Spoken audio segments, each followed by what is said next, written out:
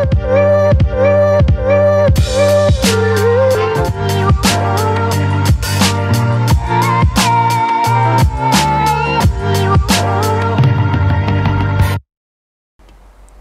sepak bola, teman-teman netizen atau warganet yang saya hormati semuanya. Welcome back ke konten terbaru dari channel YouTube Triple B. Dan di konten terbaru malam hari ini, saya ingin memberikan analisa dari pertandingan Liga 1 antara Persija Jakarta versus Persita Tangerang, yang berakhir dengan hasil imbang 1-1. Dengan hasil akhir ini berarti untuk sementara Persija Jakarta masih berada di zona papan tengah, tepatnya di peringkat nomor 9, dan Persita Tangerang masih berada di zona papan bawah, tepatnya di peringkat nomor 15. Tapi selain itu juga teman-teman, ini merupakan hasil imbang ke-10 bagi Persija Jakarta. Artinya apa? Artinya Persija Jakarta adalah tim yang paling banyak bermain imbang sampai pekan ke-21. Dan tentu bagi Persita Tangerang hasil imbang ini terasa seperti kemenangan ya teman-teman. Karena faktanya sampai pekan ke-21 Persita Tangerang adalah tim dengan rekor partai tandang terburuk. Bahkan mereka pernah dibantai PSIS Semarang ya, dengan skor 4-0, dibantai Bali United dengan skor 3-0, dan juga dibantai Persib Bandung dengan skor 5-0. Tapi di pertandingan malam hari ini ketika bermain di Stadion Gelora Bung Karno, Persita bisa menahan Persija Jakarta. Nah, apakah hasil akhir ini adalah hasil akhir yang adil? Kalau menurut saya, ini adalah hasil akhir yang sangat adil. Karena terlihat secara permainan, sebetulnya Persija Jakarta mainnya monoton. Saya sudah menjelaskan tentang hal ini ketika saya membuat konten match review dari pertandingan Persija lawan Bayangkara. Dan saya masih ingat, di kolom komentar dari konten tersebut, banyak sekali komentar dari teman-teman yang merupakan fans dari Persija Jakarta, yang menulis bahwa Bung Binder ini kan fan dari Persib Bandung. Ya wajar Bung Binder akan menjelek-jelekan Persija Jakarta. Padahal dalam analisa tersebut, saya menjelaskan kesulitan yang dihadapi oleh para pemain Persija Jakarta ketika mereka bermain di atas lapangan. Jadi yang saya jelaskan adalah fakta. Saya tidak mengada-ada. Dan saya juga menegaskan di akhir konten tersebut, jika Persija mainnya seperti ini, maka mereka akan sulit untuk mendapatkan 3 poin secara konsisten. Dan betul kan? Persija kembali gagal meraih kemenangan. Terus di mana salahnya saya? Di mana saya berat sebelah? Kan enggak. Saya menjelaskan secara fakta. Tidak ada untungnya juga bagi saya untuk menjelekkan Persija Jakarta. Tidak ada untungnya juga bagi saya untuk menjelekkan tim-tim lainnya. Maka itu yang saya jelaskan di konten match review sebelumnya dari Persija, bahwa harus ada pemain dari tengah yang melakukan pergerakan. Harus ada pemain ketiga yang melakukan pergerakan, bukan cuma 2 pemain. Artinya begini, bukan cuma pemain yang melakukan pergerakan tanpa bola, kemudian pemain yang menguasai bola itu bergerak. Enggak, ada pemain ketiga yang maju, tapi nggak ada bagi Persija. Nah mungkin teman-teman akan mengatakan Gayos, enggak juga. Karena Gayos memang harus main ofensif. Gayos bukan gelandang bertahan. Seharusnya antara Hanif atau Reski Fandi, tapi kan jarang. Hanif sekali, bagus dia maju kan, terkena tiang. Reski enggak kan, di tengah terus.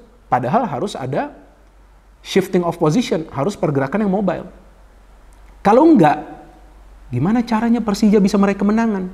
Ini kan terulang lagi nih kesalahan-kesalahan seperti di pertandingan lawan Bayangkara Presisi Indonesia FC. Dan sama juga nih, Persija kena comeback lagi. Lawan Bayangkara Presisi Indonesia FC sudah unggul 2-1, dibikin 2-2. Ini juga sudah unggul 1-0, akhirnya 1-1. Padahal main di GBK loh, padahal dipadatin oleh puluhan ribu supporter dari Persija Jakarta. Nah, terus masalahnya di mana? Masalahnya dalam cara bermain dari Persija Jakarta. Nah, lagi-lagi teman-teman mungkin akan mengatakan, kan gak ada striker, Bung. Enggak juga. Ada peluang kok dari Persija. Tapi lagi-lagi saya ulangi, berapa banyak peluang yang berbahaya? Gak banyak. Kemudian siapa saja pemain yang mendapatkan peluang yang berbahaya? Lebih banyak Rio Matsumura. Kenapa gak ada pemain lain? Aji Kusuma cuma 1 peluang yang berbahaya. Kenapa gak ada pergerakan cutting inside dari 2 wingback? Ini kan mainnya ini pakai 2 wingback. Kenapa hanya memberikan crossing? Kenapa gak ada inisiatif untuk melakukan pergerakan menusuk? Kenapa harus cuma mengirimkan crossing? Kalau memang sudah gak efektif. Nah ini semua kembali ke pelatih. Kembali ke Coach Thomas Doll. Dialah yang harus memberikan instruksi tersebut kepada para pemain agar mereka berinisiatif melakukan pergerakan penetrasi yang biasa sebelumnya dilakukan oleh pemain seperti Rico Simanjuntak. Harus melakukan pergerakan penetrasi ke dalam. Kalau gak bisa menciptakan peluang atau gak bisa mencetak gol, minimal memancing para pemain tim lawan melakukan pelanggaran. Ya dong, kan pergerakan individunya Rico kan berbahaya. Walaupun memang musim ini Rico performanya lagi menurun, maka itu jarang mendapatkan tempat di starting lineup. Wajar, gak salah Thomas Doll. Tapi yang saya bingung, kenapa lebih sering bermain dengan mengandalkan dua gelandang bertahan, Reski dan juga Hanif. Nah sekarang kan harus menang nih Persija, mainnya di GBK, didukung oleh puluhan ribu supporter. Ya, ini kan seperti rumah sendiri ya bagi Persija Jakarta ya, sering bermain di GBK ya. Tapi kok mainnya lagi-lagi dengan dua gelandang bertahan, buat apa? Emangnya mau cari hasil imbang? Ternyata hasil imbang kan? Jadi harus mengambil resiko untuk meraih kemenangan. Caranya seperti apa? Perlu ada dua gelandang kreatif. Satu Gayos yang melakukan pergerakan, satu lagi pemain seperti Syahrin Abimanyu. Mungkin Abimanyu formnya lagi gak bagus, tapi mungkin dia akan bisa menggila di match ini. Karena dibutuhkan pemain yang kreatif yang bisa memberikan umpan-umpan terukur. Jadi apa yang saya jelaskan di konten sebelumnya gak salah. Dan ini terlihat sekarang. Ini faktanya. Dan Thomas Doll tampaknya sudah mentok karena permainannya seperti itu aja. Nggak ada variasi permainan dari Persija. Yang dilakukan hanya pergantian pemain. Ketika skornya sudah satu sama, tapi apa cara bermainnya? Nggak ada perubahan. Gitu aja mainnya dari sayap ya kan. Kalau tetap mau mainnya seperti ini, ya gimana caranya mau meraih kemenangan? Karena dengan main seperti ini, kita lihat ada celah yang terbuka antara lini tengah dengan lini pertahanan. Maka itu para pemain Persita mainnya sabar banget. Mereka nggak mau meladeni permainan cepat dari Persija. Mereka nunggu. Mereka cari momen. Dan beberapa kali para pemain Persija tuh kena counter attack. Cuman ya memang Persita juga sulit lah ya melakukan finishing. Dan memang Persija mendominasi jalannya pertandingan. Saya tidak mengatakan mereka tidak mendominasi jalannya pertandingan. Tapi poinnya bukan kita melihat keunggulan Persija dari segi statistik. Enggak. Dari segi statistik tentu Persija unggul. Yang kita harus ngelihat cara Persija itu bermain yang membuat mereka gagal meraih kemenangan. Karena permainannya monoton. Para pemain Persita udah tinggal nunggu. Tutup di sayap. Ada pemain mau maju dari tengah, coba mereka tutup. Walaupun mereka gagal. Ketika Gayos mencetak gol itu kan, gagal pressing. Mereka gagal menutup ruang gerak dari Gayos, sehingga dia bisa mencetak gol. Tapi sebelumnya mereka pintar menutup ruang. Dan ada satu crossing yang berbahaya itu dari Bias. Bagus ke Rio. Rio kotak-katik bola atau capping, shooting bisa di-save oleh Kurniawan Kartika Aji. Mainnya bagus banget nih Kurniawan. Ya, ada 3 atau 4 save krusial yang dia lakukan. Kemudian ada lagi peluang dari Persija, dari Rio lagi, ada lagi peluang dari Aji Kusuma. Gak banyak juga peluang dari Aji Kusuma, cuma lari-lari ngitarin lapangan aja dia. Jadi di sini sekarang masalah bagi Persija ketika permainan mereka sudah terbaca. Saya ulangi lagi, sudah terbaca, saya ulangi lagi, sudah terbaca. Ini udah kebaca permainan dari Persija. Coba lihat permainan dari Bali, lihat permainan dari Madura United, lihat permainan dari Persib. Dari wing mentok ada pemain masuk dari tengah. Nah gitu caranya. Nah mungkin kalian akan mengatakan Bung Binder ini so tahu, bukan soal so tahu. Saya punya pengalaman lebih dari 20 tahun nonton pertandingan sepak bola, bukan saja yang di Eropa, tapi juga di tanah air. Saya sudah sering nonton. Jadi kalau tim mau mainnya itu efektif, serangan jangan cuma dari sektor yang sama, jangan cuma main dari wing. Dan Persita kalau menurut saya mainnya sabar banget. Ini Divaldo Alves ini kan bukan pelatih kaleng-kalengan juga ya. Dia sebelumnya juga bisa membawa Persik Kediri musim lalu keluar dari zona papan bawah ya, walaupun kan nggak ada degradasi musim lalu, tapi dia bisa membawa Persik Kediri keluar dari zona papan bawah. Nah memang Persija bisa bergerak mobile, bergerak agresif, tapi ya itu dia masalahnya. Satu, sulit melakukan finishing, kemudian yang kedua di belakang ini selalu kebuka. Rizky Ridho juga beberapa kali melakukan pelanggaran. Udah slow ini pemain, saya pernah mengatakan udah slow dia. Dan lagi-lagi kan ada jarak antara para pemain di belakang, benar gak tuh? Ketika golnya Persita. Ada jarak lagi ketika Fariza Sudin masuk, pemain pengganti loh. Kok enak banget dia bawa bola. Kudela coba untuk nutup, ternyata dia umpan ke Vidal. Vidal bisa mencetak gol. Nah, memang Persija ini kalau kita ngelihat permainannya dari para pemain ini pantang menyerah. Perlu kita akuin, luar biasa. Fighting spirit. Tapi ketika para pemain ini juga sudah mengalami deadlock, ya mereka ini bingung, kok kita gak bisa ya masuk ke dalam, kok kita sulit ya menciptakan peluang. Karena Rio kan udah gak dapat peluang lagi tuh di babak kedua. Kan di babak pertama aja, udah kebaca.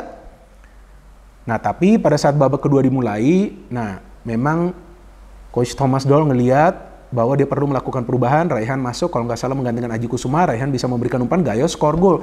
Tapi jujur teman-teman, saya sama sekali gak bohong. Saya masih gak yakin Persija akan meraih kemenangan. Karena Persita ini sesekali counter tuh berbahaya. Itu Hasan pemain mereka gila banget mainnya. Ini seharusnya Persita menang loh. Tuh ada chance dari dia tuh terakhir. Yang dari replay kita ngelihat Andri Tani melakukan save. Mungkin wasit gak ngelihat ya. Sehingga diberikan tendangan gawang aja ke Persija. Nah ini berbahaya permainan seperti ini dari Persija. Loh kok ada jarak antara lini tengah dengan lini belakang. Terus ketika Persija nyerang, kok support dari lini tengah ini terlambat. Terkesan hanya pemain dari sayap aja yang main. Nah, gimana caranya mau memberikan pressing kepada para pemain Persita yang main dengan low block, main nunggu di belakang.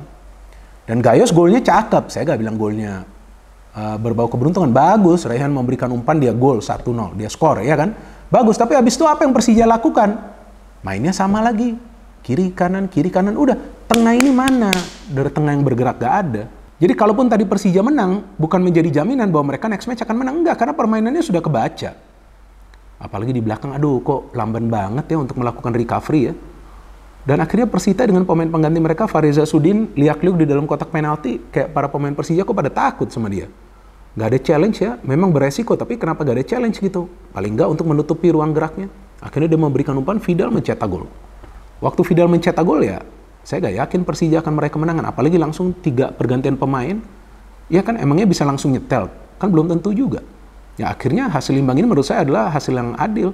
Dan bisa saja tadinya Persija kalah kan, kalau itu chance dari Hasan itu tidak ada fingertip save, tidak ada save dari jari-jari Andritani, walaupun seperti yang tadi saya katakan, itu kelihatannya hanya di slow motion atau replay ya, hanya di replay. Jadi percuma juga Coach Thomas Doll hanya berteriak-teriak di pinggir lapangan, tapi gak bisa memberikan instruksi untuk mengubah style of play dari timnya. Sedangkan di Valdo Alves, teman-teman lihat, dia tenang, karena dia tahu timnya ini sudah bermain dengan benar. Tutup area flank, main sedikit dari tengah, kasih direct pass, lewatin lini tengah dari Persija, ketika itu gagal, dia mainkan pemain lain yang bisa berani melakukan pergerakan penetrasi yang tidak banyak dilakukan oleh para pemain Persija Jakarta, dan Fareza Sudin yang menjadi pembeda juga di match ini. Kalau bagi Persija, kita melihat yang bermain benar-benar fight luar biasa di match ini, kalau saya ngelihat sih Gayos kali ini. Walaupun dia juga ada melakukan kesalahan itu ya, tapi nggak buruk lah permainan dia kali ini. Ya kita tunggu saja teman-teman pertandingan lainnya dari Liga 1 yang besok kita tahu adalah pertandingan Super Big Match Persib Bandung versus PSM Makassar. Memang saya tidak punya waktu untuk membuat preview dari pertandingan tersebut, tapi kemungkinan saya akan membuat review dari pertandingan tersebut tentu besok malam di jam yang sama. No hate, no politics, only football. Salam sepak bola.